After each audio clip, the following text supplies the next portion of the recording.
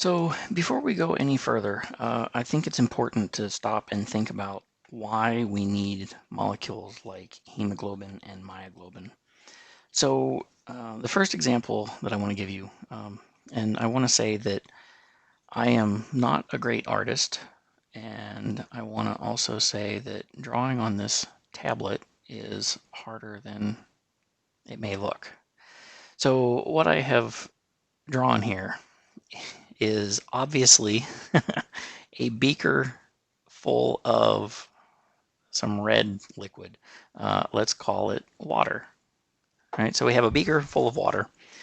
And what you want to try to do is take some oxygen and dissolve it in that beaker full of water. Well, I have bad news for you. The solubility of oxygen in water is actually not that great.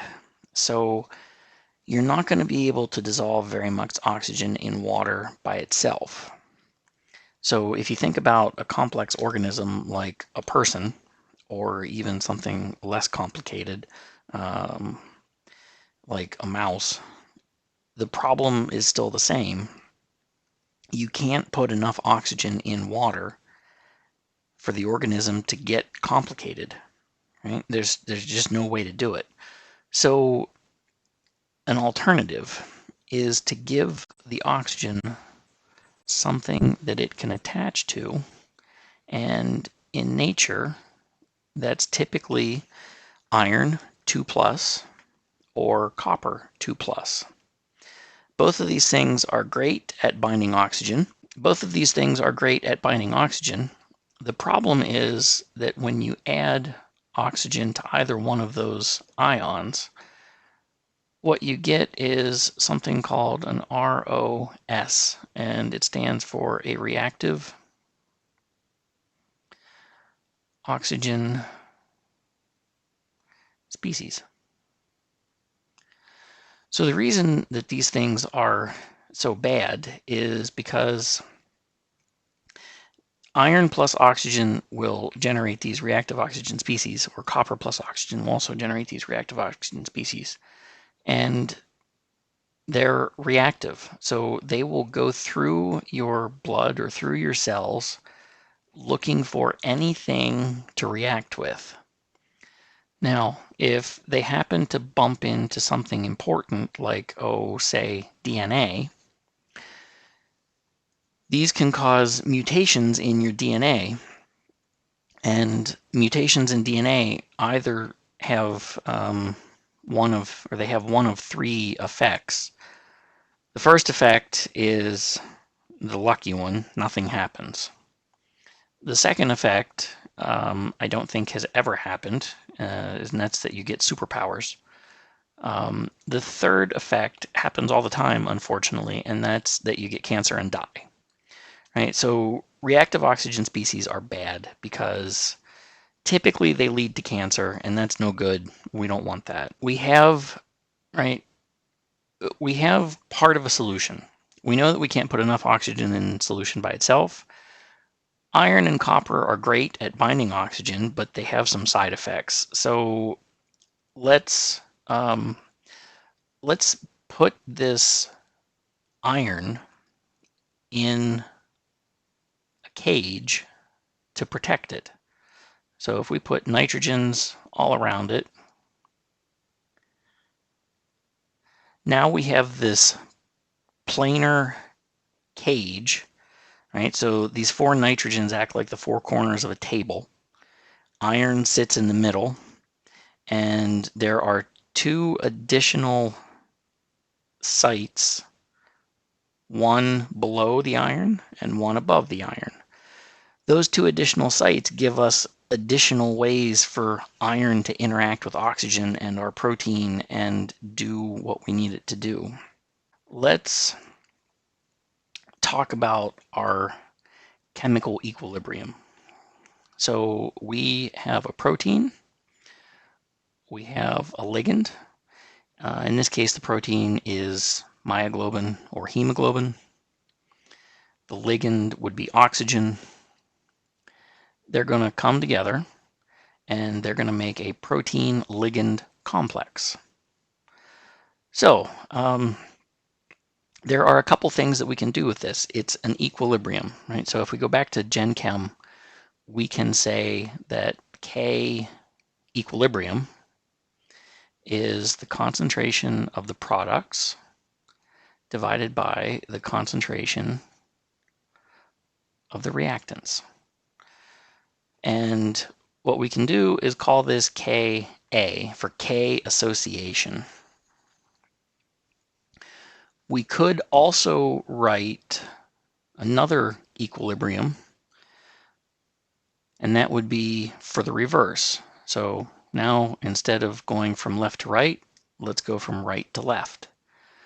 Our reactant would be the complex, PL, and our products would be the protein and the ligand individually. So products divided by, products divided by reactants, and we call this one KD for the dissociation. And what we see is that Ka and Kd are related to each other. They're just reciprocals.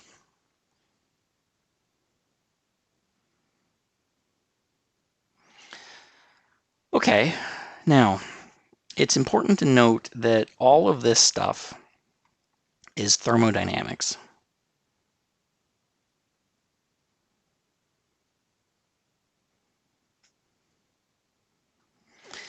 So that means that we're talking about stuff like delta G, right? The spontaneity of the reaction. We're talking about the equilibrium constant of the reaction. Does it favor the products or does it favor the reactants? We could also talk about things like delta H and delta S. Now, right, this is all thermodynamic information. There are also kinetics. We're totally ignoring the kinetics here. But if you were to take them into account, let's come back to our reaction. My lowercase k and uppercase K both look exactly the same, so I'm going to use a script K to indicate the kinetics of the forward reaction, and I'm going to use Kd to talk about the kinetics of the reverse reaction. Now, kinetics and thermodynamics are totally different. Kinetics is going to deal with the rate of the reaction.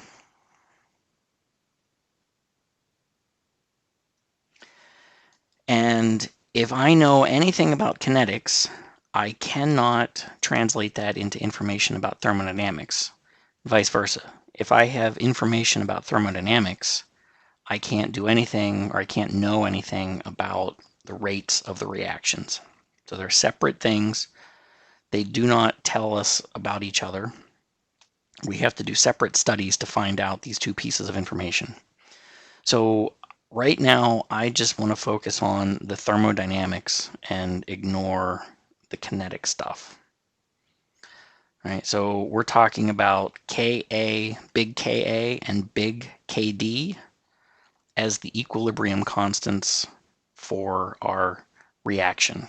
Forwards and backwards, protein plus ligand gives us protein-ligand complex. Okay, now, if I continue with that equation, Ka equals the concentration of the products divided by the concentration of the reactants. Now, with a little bit of algebra that I am definitely not asking you to know, I'm just telling you where it's coming from so that it makes sense and you can relate these two things if need be. So, right, we're starting with our equilibrium equation.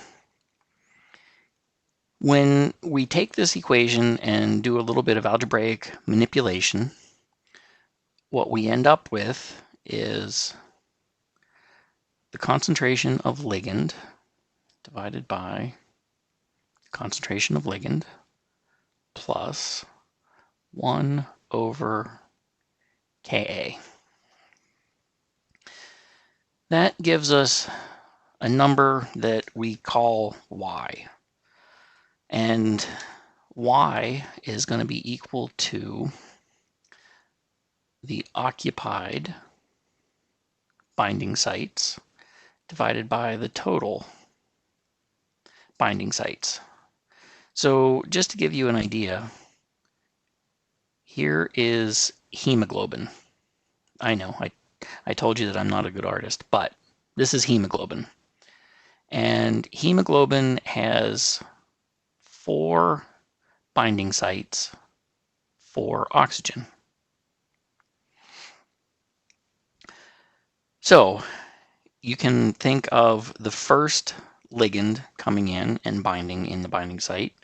Now you have 1 over 4, so y would be 25%. If you go to the next one, now you have 2 over 4, or 50%, right, and so on. So the reason that this is important is if you take this equation and plot it, you'll get something that looks like this. All right, so in the x-axis, we have the concentration of our ligand. In the y-axis, we have y, which is the percent or occupied binding sites divided by total binding sites. So this is going to go from 0% up to 100%. Now there's some interesting features here. The first one is, if you look at this curve, at high concentrations of L, right? So as the concentration of the ligand gets bigger, the later part of this graph asymptotically approaches 100%. So unfortunately, you could go to infinite ligand concentration and you would still never reach exactly 100%. You'd be really, really, really close, but you'll never actually get to 100%. So that's one thing. The second thing that's interesting and useful here is if we look at where 50% is, right? So in our case of hemoglobin over here, 50% would mean that 2 of the 4 binding sites are occupied, and the other 2 are not. So at 50%, we come over here to our curve, and then we come straight down, and we intersect the x-axis at a very specific point that we call KD, the dissociation constant. So KD is the concentration of ligand required to fill 50% of the binding sites. And this is an important number if you want to classify drugs or if you want to talk about how strong an interaction is compared to another interaction, right? So if we want to compare hemoglobin and its ability to bind oxygen versus its ability to bind carbon monoxide, a poison, the molecule that has the smaller KD is the winner. It's the one that fills up 50% of the binding sites quicker and easier. So unfortunately, carbon monoxide is a poison because it outcompetes oxygen, and it would have a lower KD.